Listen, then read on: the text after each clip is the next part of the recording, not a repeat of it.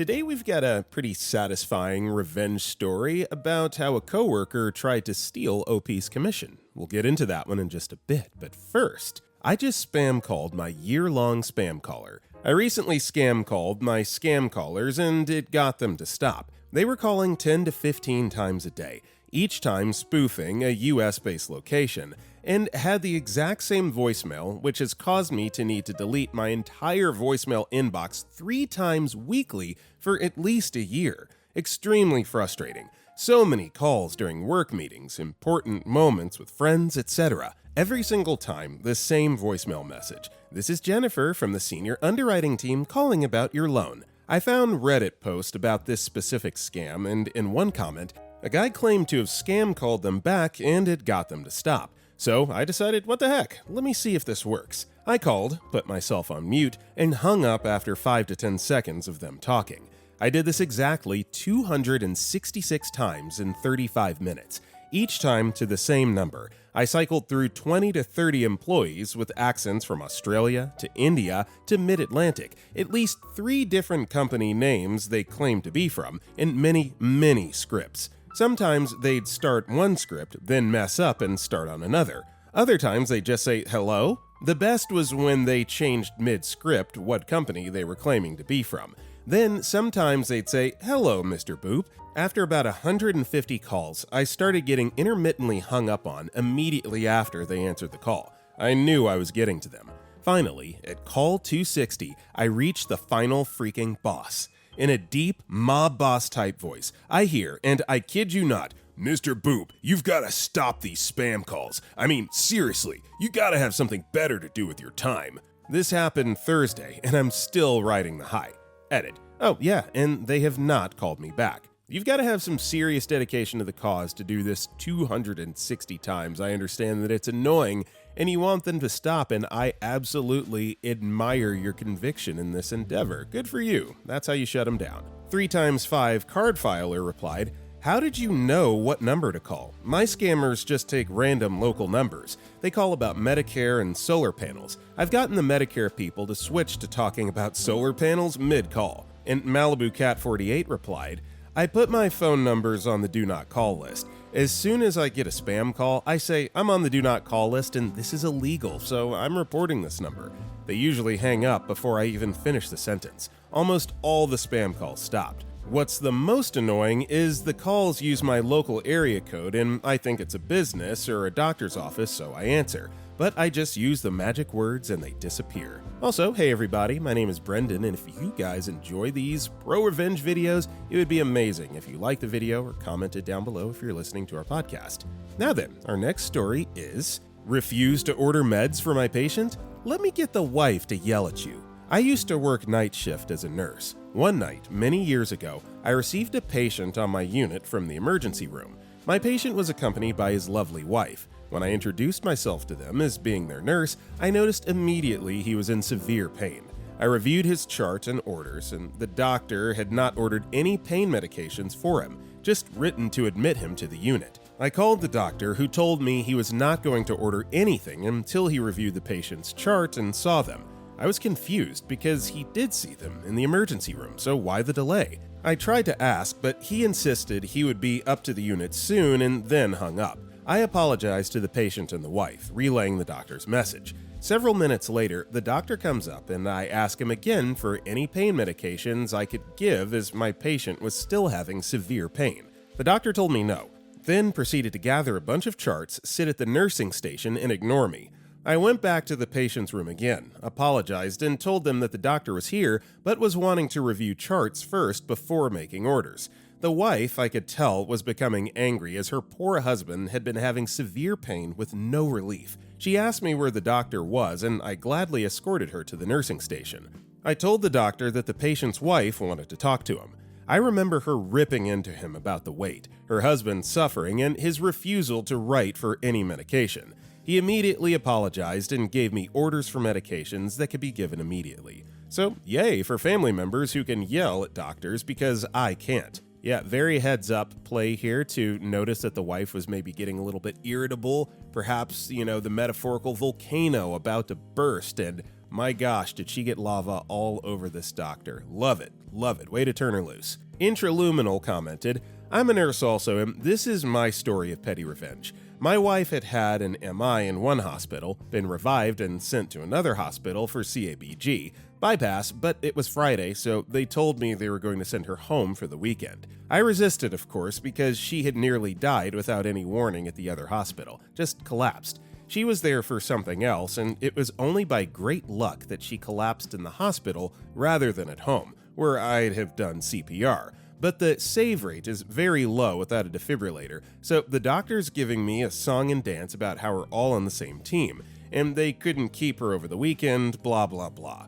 I finally said, we're not on the same team. I'm on her team. You're on their team, but fine, send her home. We live on the 3rd floor. She falls and breaks anything, hits her head, whatever, I'll be suing you, the hospital, your attending, basically anyone I can get my hands on. Then I'll go to the board of licensure and start there, and I'll make sure your license is investigated. Then I'll write an article to the editor and put what you and this hospital did there. But fine, send her home. It's your license. She stayed and lived another 15 years. I miss her every day. Our next story is, my junior high buddy ended up messaging my butt. So I, 55-year-old female, was having issues with my sciatic nerve and made an appointment for a massage. My usual therapist was on vacation, so I had someone new. Let's call her Sarah, which is a pretty common name. She was great and did a great job. No complaints about her skill, but I couldn't shake the feeling I knew her. She looked familiar, but I couldn't place her. We did the usual question thing. Do you live around here? Where did you go to school? Etc. and didn't come up with a common denominator, because we only went back as far as high school. I should also explain that she didn't recognize me, nor my name, because when I was in school, I went by my nickname, and as an adult I was using my full married name, so instead of D. Jones, I was Diane Smith, so there was no way for her to recognize my name.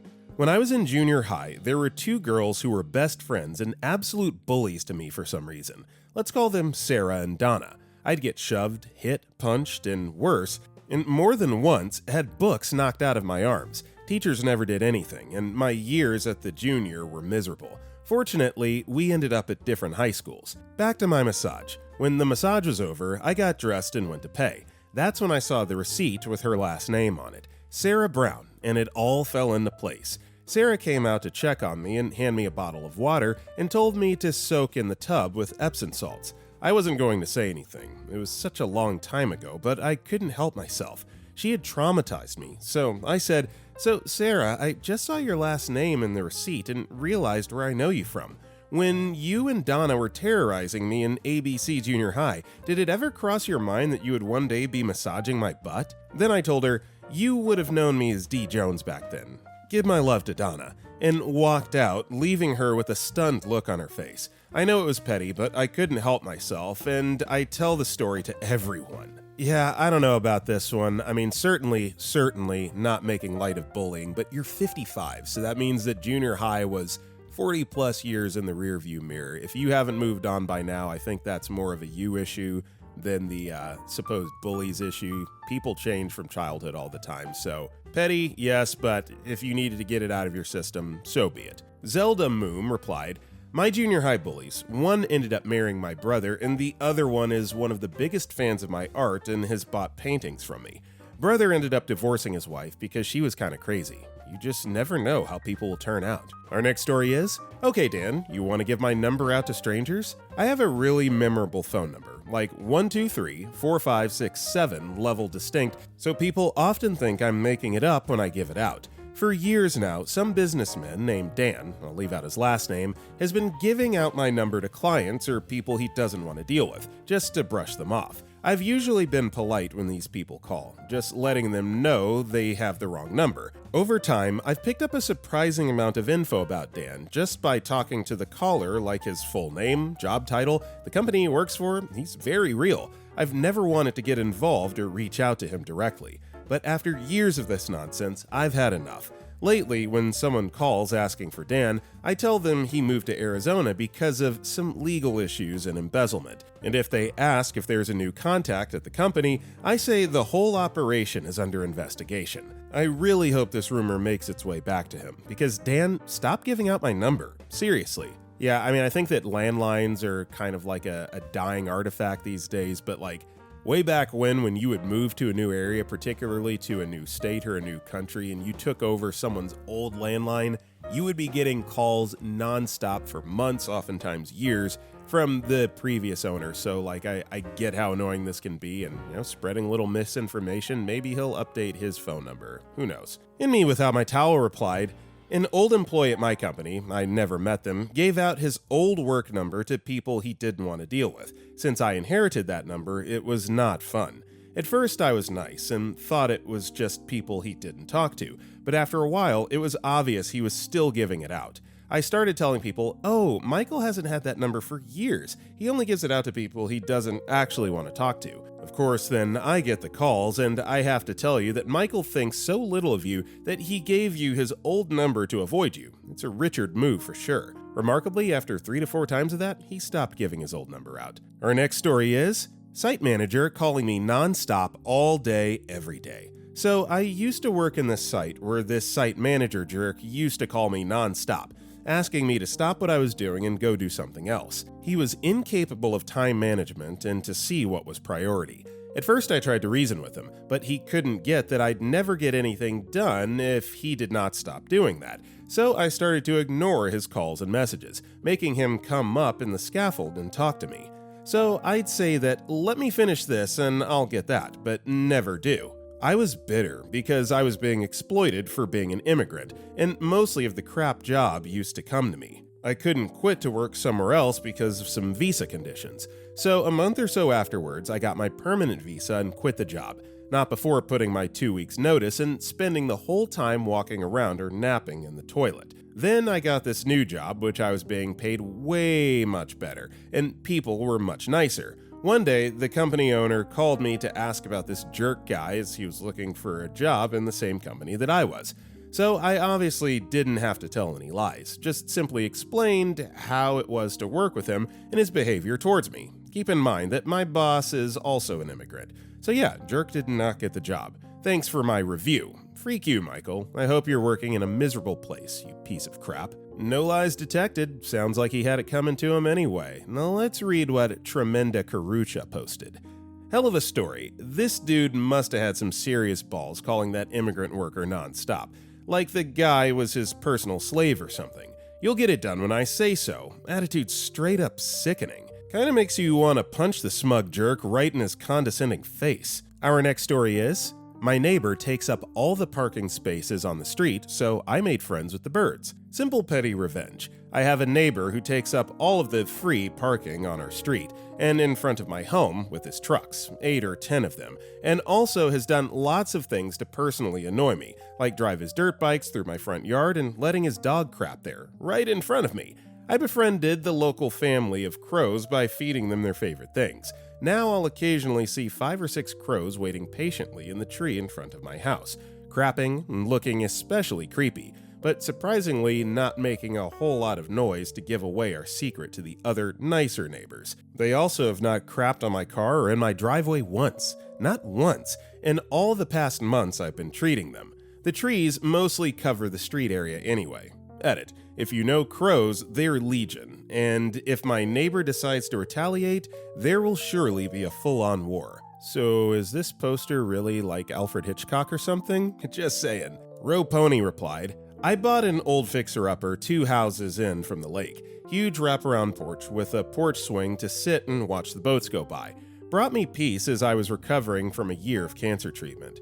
The street has a no parking more than 2 hours rule, which I love because I don't want to look at people's freaking cars, and people on the street are mostly good about abiding by it. Well, apparently there's a neighbor around the corner, on the lake, who doesn't like the look of his car in his driveway, so he decided to start parking right in my eye line of the water, right on the corner of the street. So I just started walking my dog right by it on our usual route.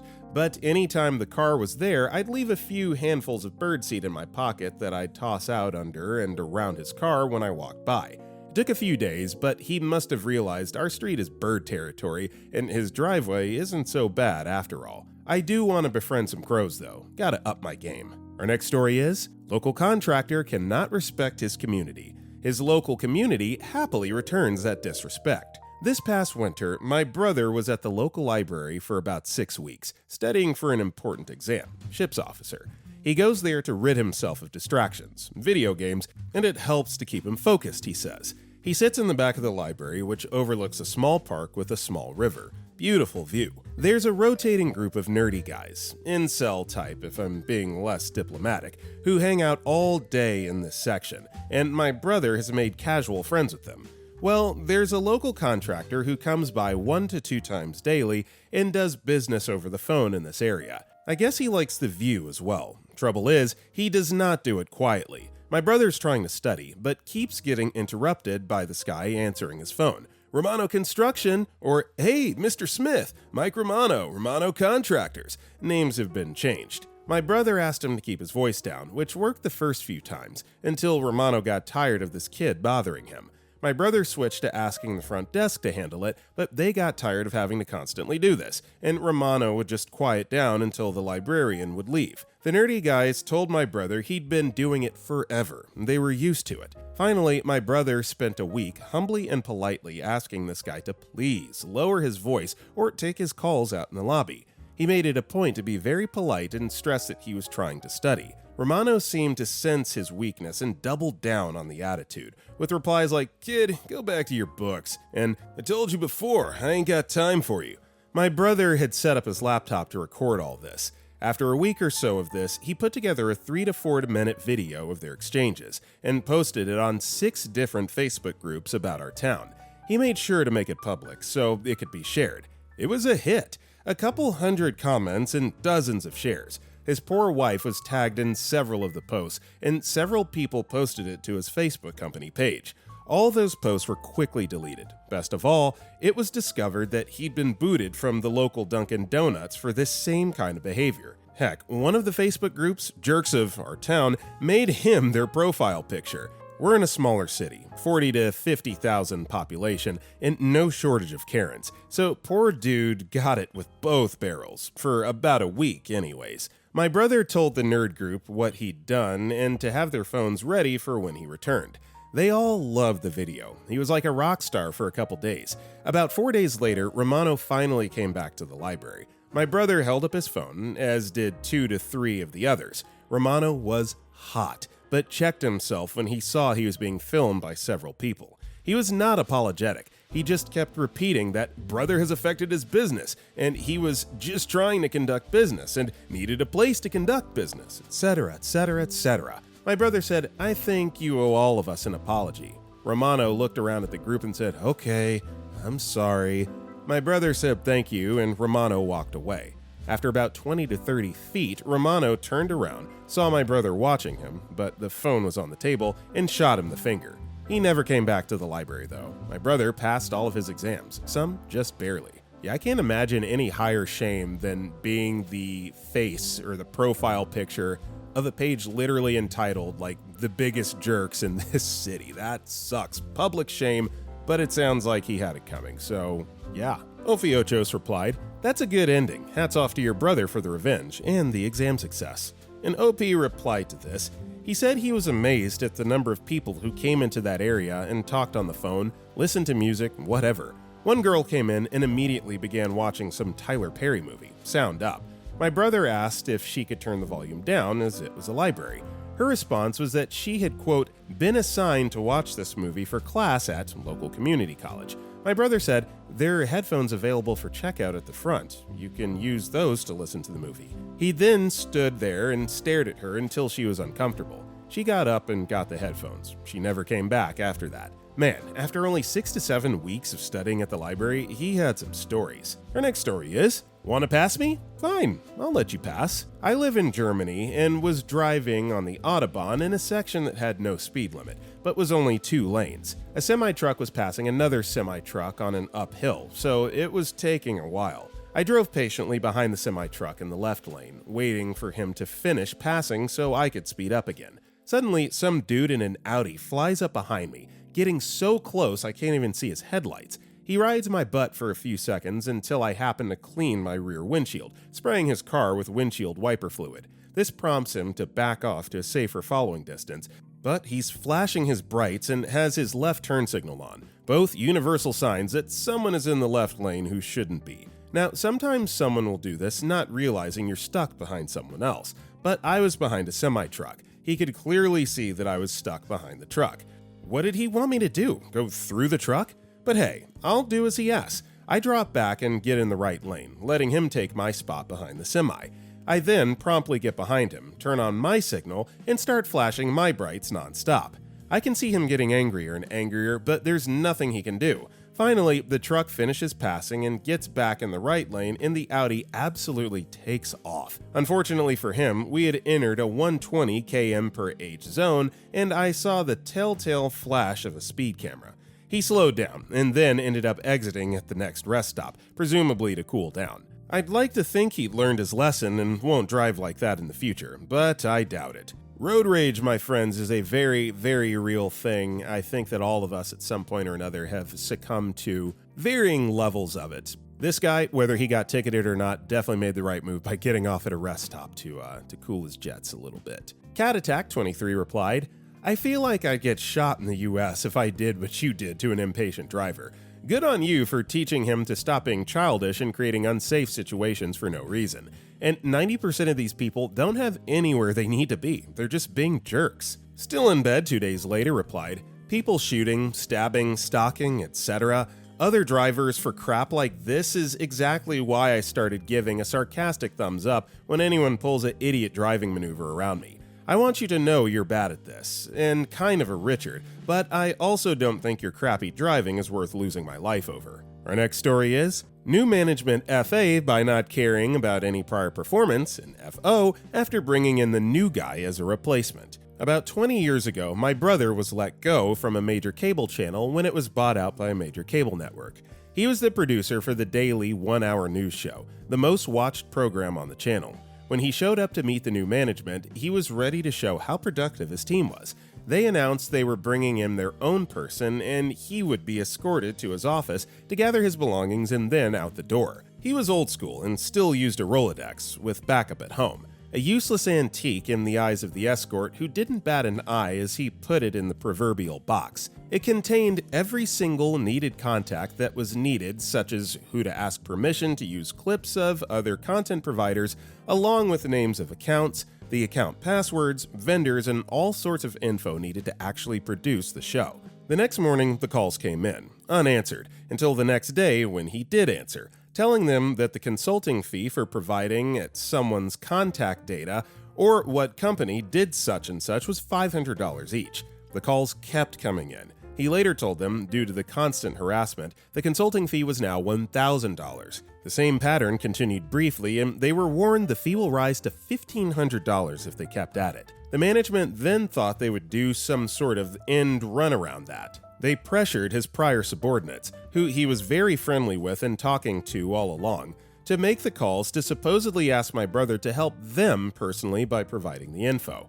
One of them agreed to tell management that their former boss got mad and told her to tell management that the consultation fee was now $2,000 each because management is bringing people he knows into it. Meanwhile, social media, taking off at the time, was riddled with comments about how the news show went downhill, that it's all just announcers reading news and such, and there's no point in watching it, and so on. Due to the nature of the channel, it needed the daily roundup news show. They eventually panicked enough to cough up $10,000 for the 5 most critical bits of information, just enough to keep the show on the air supposedly. It took a year for the show to gradually recover fully to show all the usual content and such. In the meantime, a couple competitors smelled blood in the water and promoted a dedicated half-hour news roundup for the same topic since they had some of the broader general industry contacts. So it took even longer to get much of the audience back. The subordinates were able to keep their jobs, but a couple got transferred to other departments. The news producer management brought in got let go, however. No word on why. And Miss Seeker replied, "Years back, my small town went through a phase of retiring senior employees because they made too much money and putting them on the weak pension plan.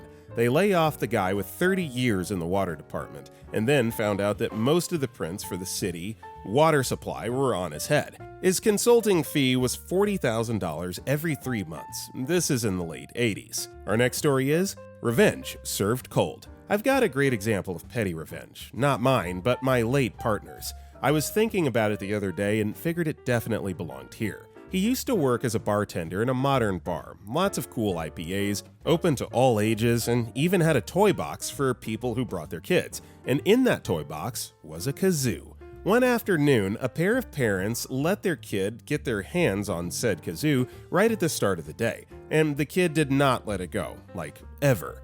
The parents managed to find the table furthest from the bar, out on the terrace, and their kid spent hours blowing that thing nonstop, annoying the heck out of everyone else, while the parents didn't lift a finger the entire time. The afternoon went by, the evening rolled in, and around 8 p.m., they suddenly remembered they had a child. They came back, picked her up, dropped the kazoo back in the toy box, and headed for their car. And that's when the petty revenge hit. My partner grabbed the kazoo, caught up with them just before they reached the car, and handed it to the kid with a big smile. She seemed to love it so much. The look on the parents' faces, too polite to say no, was worth every screechy minute of that noisy afternoon. So yeah, not my own story, but I think it deserved to be told. Yes, if we all have to suffer through that screeching kazoo for hours and hours, parents, you will also have to endure until you ultimately take it away and throw it away. But that's not the point. Revenge has been served cold. Our next story is, steal my commission? Fine, enjoy doing my work while I work as a consultant. So my first job was a retail job selling audio and TVs. I worked at a store that's basically Walmart. The numbers represent what I made in the US. I also worked in a third world country too, so the numbers may be lower, etc. So we made commission only and worked in the retail floor. While you had a basic pay, it fell away if you went over commission. So if your basic was $500 and you made commission of $550, you would make the larger number. We also got paid pension and medical insurance as per the law. As a salesperson, I also had to set up displays, do stock count, restock shelves, and do pricing. It sucked, but it was part of my job. I also had to make sure I sold stuff to make money. Side note, I was always good at making displays, restocking, all the admin. In fact, my OCD and ADHD meant I was almost too good. This meant my sales sucked a lot. So I worked with this guy called Lorenzo, because that's his name. Now, this dude was a shark. He would steal sales, like hijack customers, dispute sales, etc. Basically, he would do anything but the admin tasks, so basically sell. The one day I sold a really expensive TV and audio combo that made me $300, basically a big chunk of change. I'm super happy and go to enjoy my weekend. I come back Monday and then I discover my sale got reversed and put into Lorenzo's name because it was his customer. So basically, I lost that $300 and I couldn't dispute it. I was freaking livid. I decided I was done with this job and everyone else, so I went to the manager's office and quit on the spot. Signed all the papers and walked out, all before 9 a.m. Monday morning. Now, all this admin had not been done, so pricing, stock count, restocking, display making, and adjusting, because Lorenzo just never did it. So I just left everything like it is, and as one can imagine, Monday was really messy after a weekend. I get a panic phone call from my manager the following Tuesday morning saying that he wanted me back because all the admin wasn't done and corporate were on his butt. Long story short, I agreed that I would help if I come as a contractor where I get paid benefits and pension. A generous hourly rate. It worked out to 4 times my basic salary and a quarter of the hours. So basically I got paid $2,000 a month to be a subcontracted manager. He and I agree on the terms and go back to work Wednesday. This is where it was beautiful. I had to train Lorenzo to do everything and document where and how he made mistakes. I didn't have to get my hands dirty. All I did was direct and tell Lorenzo how and where to put things.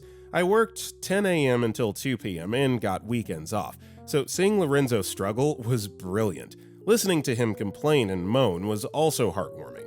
While he worked, I would just take out my laptop, sit at a desk overlooking the floor, while I video gamed and did what I wanted, all while supervising useless-o. He moved to another store after 6 weeks because he hated the fact I was on his arse. In the end, I got hired full-time, basically being a trainer and a subcontracted manager. I was hired by corporate / the head office, not by my store. I worked for a year and then moved on, so don't mess with the guy who does all the heavy lifting. It sounds like you had leverage, and when the time came to make a play, you did so. And also, my goodness, I can't be the only one that found the nickname Useless-O to describe Lorenzo to be incredibly random and funny. That was great. Responsible Doctor 26 replied, I had the same thing happen to me at Lafayette Circuit City in Yonkers, New York during the mid-1980s. I was the salesman making commission on the floor selling consumer electronics. Whenever my commissions didn't meet minimum wage during a month, all I got was minimum wage, which in the mid-1980s could barely keep you out of eating cat food. Anyway, I had a fellow salesman that constantly stole my commissions. If he even spoke to somebody weeks ago, then in his mind that person was his customer, and no matter what I did for sale, even when he wasn't there, he would go into the store computer and change the sale from my ID to his. I didn't have access to the management software like he did because he was the dominant salesman in the store. Finally, I had enough. I could never sell myself for any management position to increase my income, but I undermined my thieving colleague every chance I got. Certainly never helped him load a 25-inch Zenith TV into a customer's car so he could go back to the sales floor. I became just as shark-like and greedy as him. When he was out of the building, I certainly never split commissions with him if one of his former customers came back.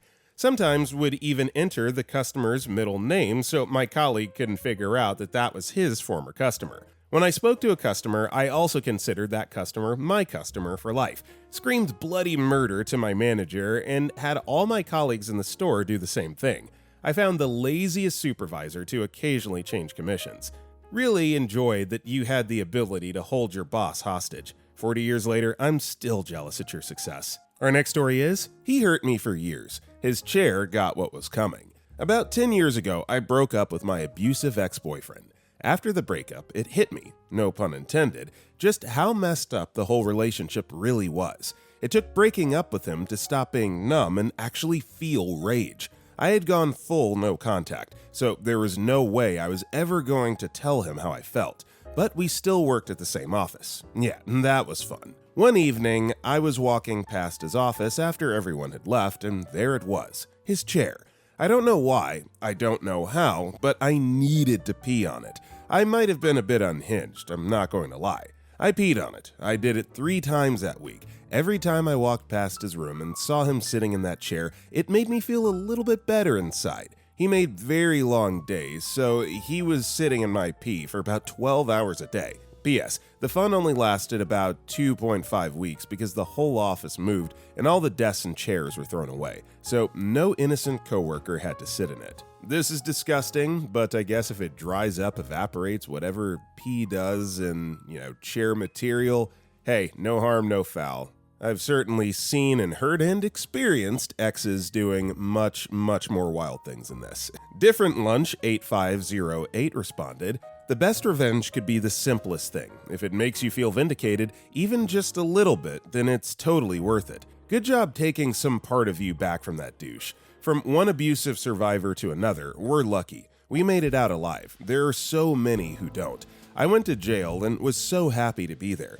I know it sounds ridiculous, but when you were just waiting for the day you got hit so hard you never woke up, jail is a relief. I'm proud of you. Now, take your life back and make you walking out on the other side mean something. Deviant Flight replied, I too am in the Abusive Jerk Survivor Club, and I'm so proud of you and OP for getting out.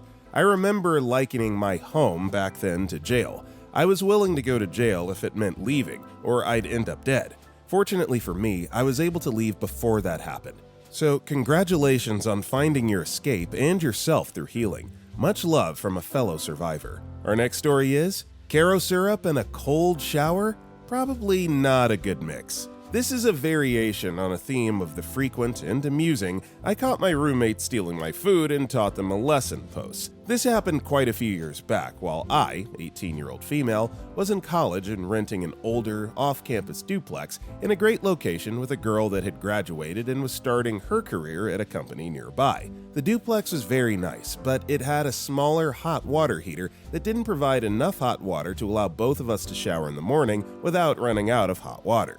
Luckily, our schedules were such that she showered first. She always took long showers and used all the hot water. and was out the door to work before I was awake and needed to get to school, late morning/early afternoon classes. This allowed the water heater to refill and reheat water for round 2 in the mornings. Now, as a bit of information about myself that's pertinent to the story, I have the worst hair. I mean, the absolute worst. Slow growing, thin and fine. It took me a long time to figure what worked with regards to product and styling, and I made it as good as possible. As a result, I found the best shampoo that worked wonders on my hair, and it wasn't cheap. It was my only splurge, as I was completely self-sufficient. I paid for everything myself: tuition, rent, food, car payment, insurance, everything. Well, I started noticing that my expensive shampoo was being depleted way quicker than it should. I talked to my roommate and asked her to please not use mine, as it cost a lot that I could barely afford, and she didn't need it as she wasn't cursed in the hair department as I was and could use anything, and she used a lot every morning. She apologized, said she wouldn't, and that was that. Or so I thought. It just kept on happening, so I decided to take a stand. The shampoo I was using was clear and a bit thicker, much like the color and consistency of Karo corn syrup. So I drained the remainder of the shampoo out, replaced it with an equal amount of Karo, and waited for morning. What I didn't know at the time, but worked in my favor, was that she waited until the water started to cool at the end of the shower before quickly washing her hair, while there was still hot, warm water to do so. That did not work well for her that particular morning. The water started to cool, she quickly shampooed her hair, but there were no suds. She tried to rinse, but by then, there was no more hot water, and cold water doesn't rinse corn syrupy hair very well. That morning, I noticed that her shower went on longer than normal, even though I knew it was cold by then. I went out to the kitchen to get something to eat just as she was coming out with sticky, icky hair. Our eyes met, and she knew I did something, but wasn't sure what. I just shrugged and went back to eating. She put 3 pots of water on the stove to warm up, and when the water was warm, proceeded to wash her hair multiple times with her shampoo in the sink. Literally, wash, rinse, repeat. It added about an hour to her morning. She was late to work and had to call in to reassign a client to someone else in the office. We never spoke of it, and it never happened again. Not the best story, but it does encompass the meaning of petty. No one was hurt, no harsh words were exchanged, and it really didn't affect our relationship as we didn't have much in common anyway. So first of all, a major shout out and props for being entirely financially self-sufficient at 18. That's super cool. And 2, I don't think that your roommate said anything because she knew that she was using your stuff after you asked her not to. So what is she going to say? She can't get mad at you in that situation. Bravo. Well done. You're awesome. Our next story is, want your assets back? Here you go. I was let go as a site manager from a mechanical contractor by the vice president over the phone. I had brought a failing job back to some sort of normalcy. I spent months getting drawings approved, having time and material tickets signed to recoup losses from the previous site manager. I made spreadsheets and takeoff lists. I had email conversations that held the GC responsible for multiple delays and out-of-scope changes. The vice president told me to pack the camper they provided and leave my assets in the camper.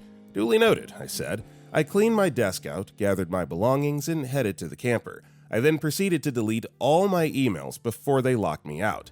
I then factory reset my laptop and my phone, leaving them to start from scratch.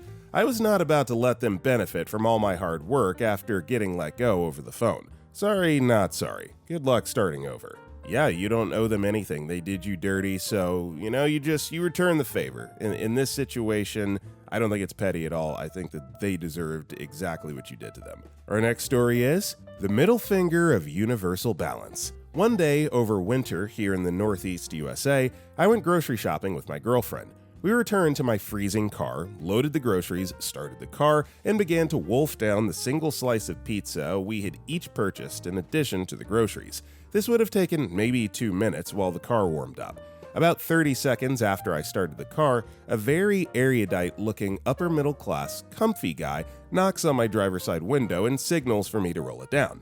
I do, and he very matter-of-factly instructs me that it's now an ordinance in my city that you cannot idle a car. I'm sort of generally too polite to react rudely immediately, so I sort of say, okay, and roll my window up, and he walks off. Mind you, my car was running for 30 seconds at this point in a grocery store parking lot in snow and temperatures around 0 degrees Fahrenheit. After he walks off, my annoyance with his presumptive arrogance sort of builds in me. To be clear, his vibe wasn't one trying to save me from a ticket. He was just being some cozy jerk who feels it's their appointed duty to tell people exactly how they can better behave. Anyhow, he's gone, and I step out of the car to clean off some snow, and I notice his gloves had fallen out of his car, parked directly next to me, and he would likely not see them.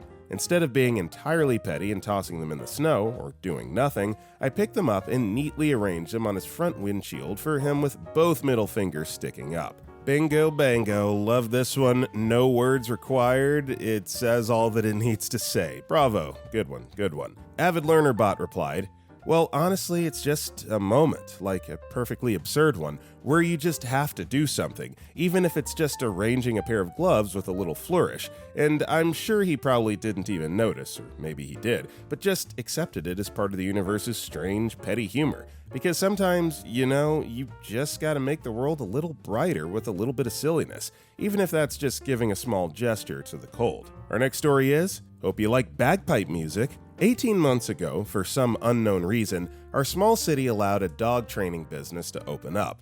The problem is that it's a primarily residential area. The school is separated from my house by a wooden fence. I always thought the point of a dog training school was to keep dogs quiet and well-behaved. Their method seems to be more bark it out. At first, this was 7 days a week. Then the neighbors and I got together to complain to the city. It turns out that her license was only for 5 days a week from 7 a.m. to 7 p.m. She didn't really care about the hours though. One night around 11 p.m., the dog started barking and I went out and told her to stop. She screamed at me to mind your own freaking business. She also sneered about a dog grooming place opening up and that the noise would only get worse, so I, quote, should move if I didn't like it. The grooming place opened up and I never hear them. I understand that you can't calm down dogs immediately, but the barking has gone on for up to 10 minutes sometimes. It may subside, but it always starts up again. My upstairs neighbor and his girlfriend are moving because of it, which sucks, because we've worked well for 20 years together. Apparently, barking dogs during Zoom meetings makes you look unprofessional. It's not just the dogs. She also had to have it explained to her that the green bin was only for recycling and the black bin was for general trash. She's gotten stickers put on the bins telling her recycling was not picked up for that reason. Also, because she piles as much garbage as she can on top of it, which winds up on the ground. She also seems to think that the garbage day happens whenever she puts her garbage cans out. I thought about buying a noise frequency machine to keep the dogs barking, but that felt counterproductive. Instead, I hit upon a better idea: bagpipe music. I give the dogs a few minutes, and if it doesn't stop, I put out a Bluetooth speaker on the porch and blast Scotland the Brave. All of it. It doesn't matter if the dogs stop barking, the song plays until the end. Weirdly, the dogs stop barking before the song ends. Peace and quiet is restored for a few hours. So many parallels between this story and my own personal neighbors. There's this one lady that literally will drag her garbage cans out to the street any day of the week and expects that that's garbage day and that it'll be picked up as soon as you drag it out. And also, her dogs bark all throughout the night, and I'm a dog lover, but I think I might have to steal a few tactics from OP here in this post. What do I have to lose, right? LMA 1954 replied, lived in the upstairs apartment of a house. Downstairs got rented to a divorced music teacher with 2 tween kids. Not only was she giving beginner piano lessons at home, but her kids had to play 2 instruments each. Mom started leaving her kids home alone when she went on dates, and they were monsters. They decided to torment us upstairs. What they did not know was what I was getting for Christmas: bagpipes. And yes, I know how to play them. No contest, and they could hardly complain. And OP replied to this, I've actually thought about finding a teacher and opening up a bagpiping club in my backyard. Our next story is, rude and don't tip? Pay extra for bags. I'm a shift supervisor for a retail drugstore chain. Like a lot of retailers, we have our daily couponers and we have a lot of personal shoppers, DoorDash, Instacart, etc. Some of our couponers are the worst Karens. They've been told repeatedly of the coupon rules, yet they still break them. They hold up the line with their multiple transactions, pretend they can't speak English when we just saw them speaking it a minute ago, especially when we're explaining the rules. We've also seen the same personal shoppers over and over again. We know some of the frequent ones by a first-name basis and have educated them on the layout of the store so they can get their job done faster. Like a lot of stores post-pandemic, most of the store's coupons are online and has a curbside and delivery service. You place your order online, and when it's ready, you come and we deliver it to your car in the parking lot. The company has a contract with one of the personal shopping companies to deliver as well. One of our coupon Karens has decided to use the delivery service. At least once a week, she'll order 10 to 12 12-packs of soda, along with several shopping bags of coupon items. One day, Karen places an order and a personal shopper comes to pick it up. It's one we know quite well. The personal shopper gives out a loud sigh and says, "Ugh, her again." We ask what's wrong. The personal shopper explains that Karen lives on the second floor of an apartment, is incredibly rude, and never tips. Just to deliver all her stuff, we're talking about 10 trips back and forth from the car to the apartment. She becomes irate when the delivery isn't fast enough. She's been reported for her rudeness, but nothing has been done. Given that she has multiple rewards and card accounts at the store, she'll probably start another account should she get banned. Fast forward a few weeks and we get the same story from 2 other shoppers. They all wish they could just pass over her delivery. One day, Karen puts in a delivery order and my colleague sighs that she's sorry for whichever shopper gets her. Then I see an evil grin coming on my colleague's face. I live in a state where businesses are required to charge for plastic bags. It's only 10 cents a bag. Some people cringe while others don't care. We try to fill the bags as full as possible without being too heavy. My colleague grabs 2 additional bags. She grabs one item from each bag and places it in one of the empties. She does it again with the second bag. All the bags look reasonably filled, but with 2 extras, that's an extra 20-cent charge. We inform the personal shoppers of our deed. Most give a small giggle. Since then, whenever Karen orders, we try to put Karen's items in as many bags as possible, while still looking reasonable. We've been doing this for about 3 months, and we don't think Karen has noticed the extra charges. Moral of the story, be nice and be considerate to your personal shoppers and retail staff, or we'll find a way to make you pay for your rudeness. Edit. We've been doing this tour for about 3 months. It's not always 2 bags. Sometimes it's 3 or 4. The delivery drivers have told us they've delivered stuff to her house, not just from our store, but from other local stores as well. I do not know if other stores have done something similar. This is the literal definition of the word Karen. It's this lady, and honestly, she might deserve something a little more sinister than just, being upcharged for 10-cent bags. But hey, at least it's something. It's a step in the right direction. Our next story is, text me again, I'll sue you for harassment. I was reading a story earlier about someone getting calls from a person that gave out their number, not to deal with people, in some of the comments. Hilarious, by the way, but it reminded me of my own. I was 15 at the time and had a new number. I got this text from someone named Dan, and they were wondering about a property somewhere the previous owner of the number had, I assume. They gave the address, not all of it though, and I just never looked it up, but I didn't recognize the number at all or the area code. At first, I was polite to the person and informed them that who they were looking for no longer had the number. Seemed fine, until I got another text. Same person looking for the previous owner about the same property. Again, I was nice, but it kept happening. At some point, I was a bit harsh and said the person died. I hope they didn't, and not to text me. But they did. I think it happened about 8 to 10 times in total. I can't be sure as I lost the phone, but after the last time they did it, I was fed up.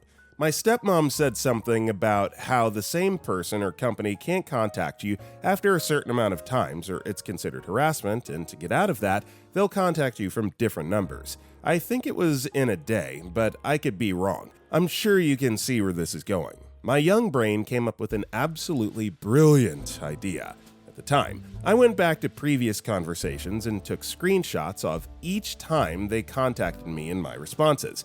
I pretended to be my father and told them something like, "Stop contacting my underage daughter or I'll come after you and sue you for harassment." With the evidence attached that they'd contacted me more than once, I'd asked them to stop and they continued.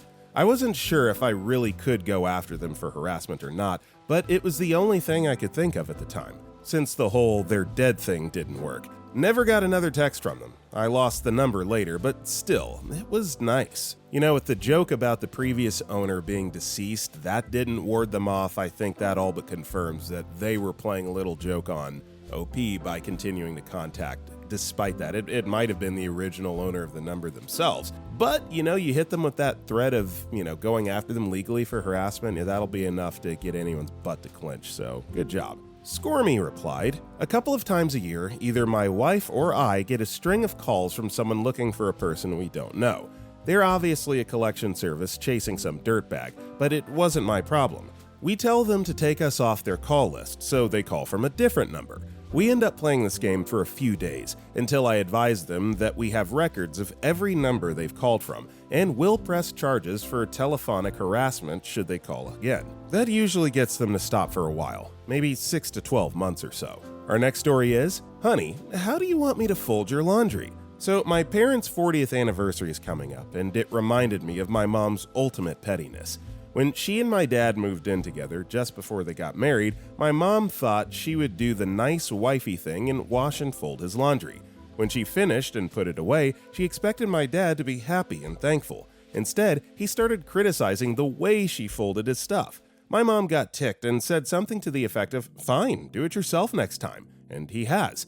For 40 years, my mom will always wash her clothes separately.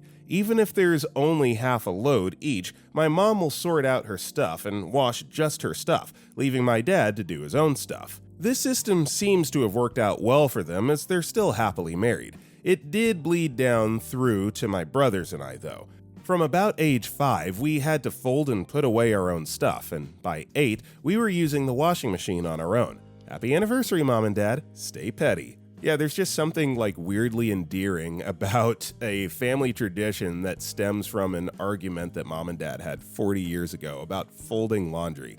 That is true love right there, folks. Sweeper of Chimneys replied, "I remember as a kid listening to the adults talking. My aunt was telling a story of how my uncle had done the dishes and came to tell her he had done so. While my aunt stated she saw that he had done the dishes, she said nothing further. Uncle asked her if she was going to thank him. Aunt asked him if he ever thanked her when she did the dishes. That story stuck with me into adulthood. I've never once thanked a partner for contributing to the housework, though I have asked Aunt's question several times. I'm now in my 50s and have recently told Aunt how the story stuck with me. She was quite proud that her words made such an impact on 8-year-old me." London Clara replied, "We had a similar problem when we first married. DH wanted praise and recognition for helping with the housework. We were both working full-time. Me with the longer hours at work as well as a longer commute, no children. There were words had. We were both grown adults. He had successfully lived alone and was fully capable before I came on the scene. These were jobs that needed doing, and the appliances weren't operated by genitals. Now we each acknowledge and say thank you to the other for doing whichever job it is that has been done. It's never thank you for doing that for me. It's always just thank you for doing that job. We've naturally both gravitated towards the chores we're better at and have a cleaner come in for the bigger stuff we both hate once a fortnight." Our next story is, "How to improve your French and ruin a dishwasher." English isn't my first language, so excuse me if there are any spelling or grammar mistakes. A few summers ago, I worked as an intern in a bed and breakfast to get better at French for 2 months. The hotel had 2 buildings, a main building where the reception was at, and another adjacent house with 2 floors. My boss and her husband lived on the first floor, and me and 2 other female interns lived on the second floor. My boss, a woman in her 70s, was nothing short of a menace to me. Once I told her about my heritage, Russian roots, all she did was speak badly of me. For instance, I'd once put small portions of multiple courses on my plate, and all she could talk about was how, quote, when her and her husband had visited Egypt once, all the Russians did that as well, and asked me if everyone does that over there too. I've never been to Russia before. There were more of these remarks towards other interns as well, but if I were to recount all of them, we'd be here for a very long time. Not to mention, my boss was utterly fond of my underage male colleague, and always used to grab his arms and ask him to flex his muscles for her. But that is besides the point. My tasks included mostly cleaning the guest rooms and taking care of the laundry. My contract stated that work ended at noon. However, I was often encouraged to go look after the laundry after lunch, which turned into me doing an hour or more overtime. A few weeks in, I'd noticed my boss's private laundry baskets appearing in front of the washing machine. All signs pointed to me having to do the laundry, but I refused, saying I was hired to help out at the hotel, not to iron her husband's shirts when they were more than capable of doing that themselves. She didn't like my stance and threatened to fire me, but, to my greatest misfortune, didn't end up following through with her plan and just had another intern handle that part from then on. During my last few weeks, all the other interns had already left and all the buildup of my boss's jerkery had caused me to boil over. I'm a really emotional person, and because I was still younger at the time, I took things more personally than I would today. I tried reaching out to other hotels in the area, but no one was taking an intern for less than a month. My boss was acting worse than ever, calling me shallow insults such as useless or stupid, and since I'm not one for confrontations, I decided to get back at her in my own ways. To give you a few of them, I accidentally washed the light and dark bedsheets together. I set the washers and dryers to their longest program. I put bits of spaghetti into my boss's baking gloves. I hid their beloved mayonnaise that had expired 4 years ago. I was the only one who had noticed a spoiled egg in a container of dozens, but conveniently forgot to mention it. To this day, I don't know how the eggs are doing. On my very last day, I filled the dishwasher with soap after using it for the last time that evening, so she'd have a nice surprise in the morning. Some Google reviews mentioned issues with their dishes, so I'm guessing it worked. In total, I had 4 days off out of 8 weeks and had an hourly salary of a whopping $2.78, but at least I speak better French now. Nothing gets the message across better than what you did in retaliation. You had me at 4-year-old mayonnaise. Mayonnaise is disgusting fresh, fight me on that. And spoiled eggs. Ugh, gross. Our next story is, my dog was the king of petty revenge. This happened almost 30 years ago now, and I'm still so proud of my pupper. Context: I used to run a Dalmatian rescue organization. I took in a dog who was about 3 years old. He had been a bait dog in a pit bull fighting ring in Alabama.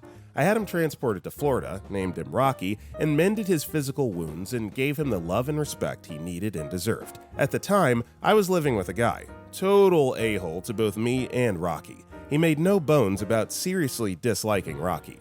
And Rocky knew my boyfriend didn't like him, so Rocky peed on literally everything that the boyfriend touched. Dirty piles of his clothes? Peed on. His office chair? Peed on. His computer that smelled like him? Peed on. The side of the couch that my boyfriend would sit on? Rocky would climb up on the couch and pee on that side of the couch.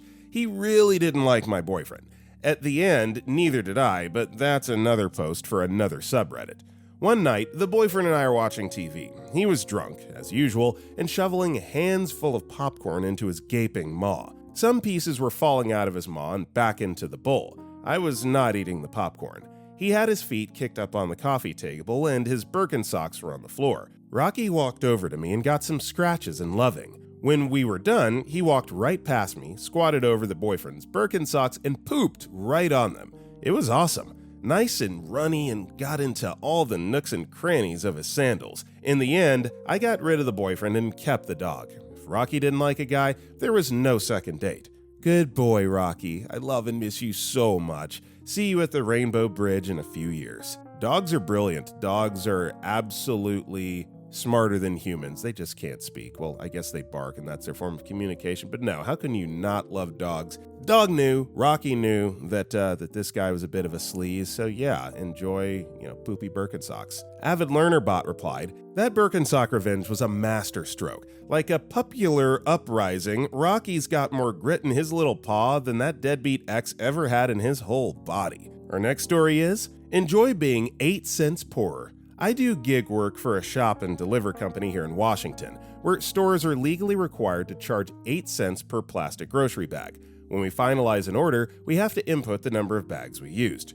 I keep track of who tips and who doesn't, and if you stiffed me on your last order, whoops, those 3 bags I used just magically became 4. Maybe even 5 if your last non-tip was particularly egregious. Boom! Enjoy paying that extra 8 cents to 16 cents for bags you didn't get. Sucks to be you, non-tipper. I'm sensing some sarcasm here, but hey, as someone that also lives in a state where they charge for bags, those totals add up quickly, so either tip or bring your own bags, because next thing you know, you're gonna be out $20-30 just in plastic bag fees. Happened to me. Decode 101 replied, "Kinda funny revenge, but you left yourself open and left a huge hole to get yourself fired. You have to take a picture of what's delivered, but you're charging them for an extra bag. 8 cents is a heck of a way to lose a job and get tagged for embezzling funds.